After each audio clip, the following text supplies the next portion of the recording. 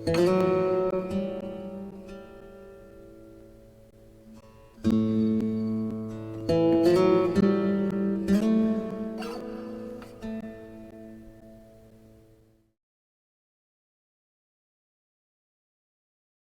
jovem, sou negra, estou em busca do meu primeiro emprego.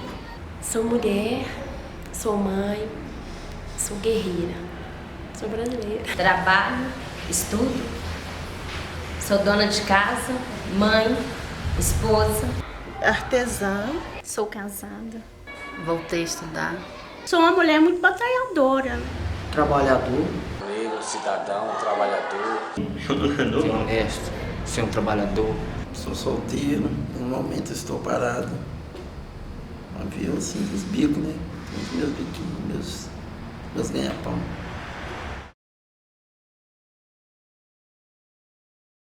Onde que a gente morava, a gente não tinha escola e a gente não tinha a facilidade que tem hoje, né?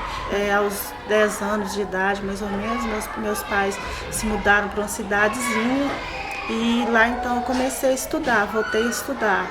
E aí estudei até mais ou menos 13, 14 anos, tinha muita vergonha porque assim, os colegas assim, ficavam falando, né, que eu era assim, muito grande para estar no meio deles, que eles eram assim, menores do que eu, e assim, isso me deixava numa situação muito desconfortável.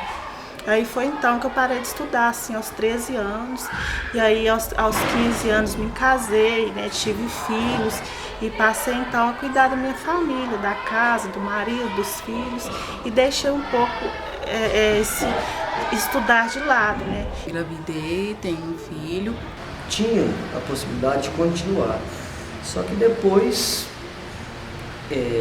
fui ficando mais velho, e aí veio minhas filhas. 9 irmãos, então um tinha que olhar o outro. Minha situação financeira é bem difícil. 6 irmãos e precisava sustentar a casa. E eu comecei a trabalhar com 11 anos. Vendia biscoito no balaio no final do ônibus. Com 13 anos eu comecei a estudar. Aí devido mudava muito de bairro, de casa, e as pessoas da faixa etária minha já estavam bem menor, quarto sério, eu já estava bem mais velha. E eu fui e parei. Um dia chegando da escola à noite, entrou 2 rapazes armados, falando que ia pegar quem estivesse na reta. Depois desse dia, a gente ficou com medo e paramos de estudar. Separação do meu pai e minha mãe não estava aguentando muito a casa, sustentar 3 pessoas, ela, minha irmã e eu. Aí eu preferi deixar de estudar para trabalhar, para ajudar na despesa de casa. Tive ensino do pânico, né, que era medo de sair na rua. Como eu já trabalhava na época, aquilo não fazia falta. Só que como eu voltei agora para o campo de trabalho, essa necessidade veio.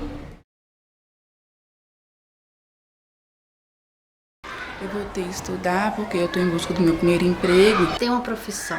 Um desejo meu. O mercado de trabalho acaba exigindo.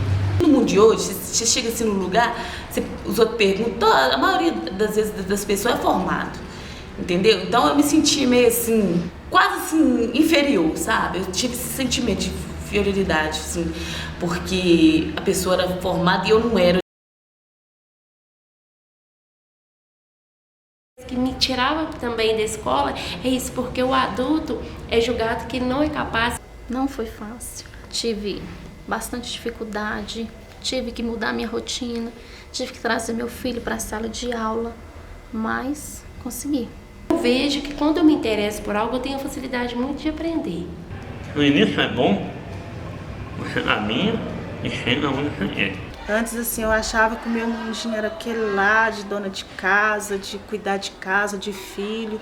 E depois que eu vim para a escola, assim, minha mente abriu muito, mas muito mesmo. Aprendi muita coisa. Procura valorizar a gente, mulher, porque muitas vezes, depois que a gente casa, a gente não pensa assim. Ensinei também, passei para minha turma muita coisa que eu sabia. Eu não gostava de ler, não gostava de escrever. Aprendi a respeitar mais as outras pessoas. Então, tem várias definições nos estudos, né, nas pesquisas, nas regulamentações, nas leis, sobre a EJA, né? A mais comum é de que ela é para reparar um direito negado, né? Para quem não pôde estudar ou quem teve esse direito negado quando era criança. Mas, na verdade, eu acho que tem uma outra ideia que eu acho que tem que ser considerada. É claro que essas pessoas não estudaram, né? Que não tiveram direito reconhecido. É claro que a EJA é a configuração do direito, né? Mas ela é mais do que isso. Quando ela foi instituída, na verdade ela representa o reconhecimento de um sujeito que tem características muito próprias, né? Que pertence a uma classe social que é completamente desfavorecida, é um termo que eu não gosto de usar não, mas que é muito pobre, né?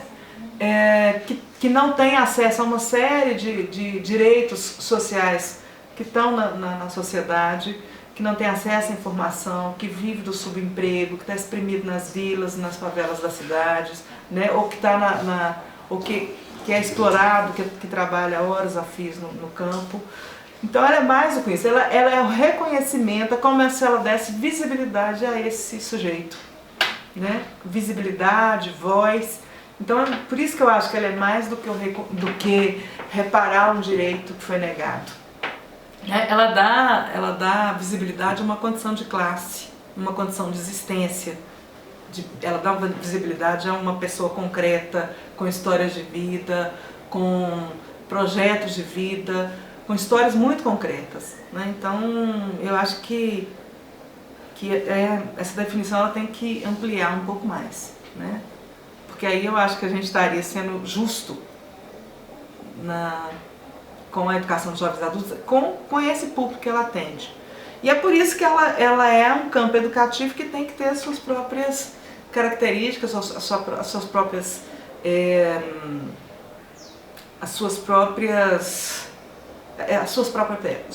pernas, a sua própria cara, né? Ela tem uma cara, porque por trás dela tem um tipo de pessoa que tem uma cara, né? E uma cara que precisa estar visível, né? Então é por isso que ela é um campo educativo que é próprio, né? E o significado, né? Quando a Constituição Federal reconheceu finalmente, em 88, a educação para todos, né? E daí é que vem o reconhecimento institucional desse direito, ela reconhece a educação, o direito à educação, mais do que um direito à educação, ela reconhece como esse direito uma perspectiva social, né? É um direito social, né? E não foi um processo assim do nada, né? Teve uma mobilização intensa, né? Tem toda uma história por trás disso, da educação popular, dos movimentos de educação popular, do movimento social, né? Para que a educação fosse reconhecida como uma possibilidade posta para todos, independente da idade.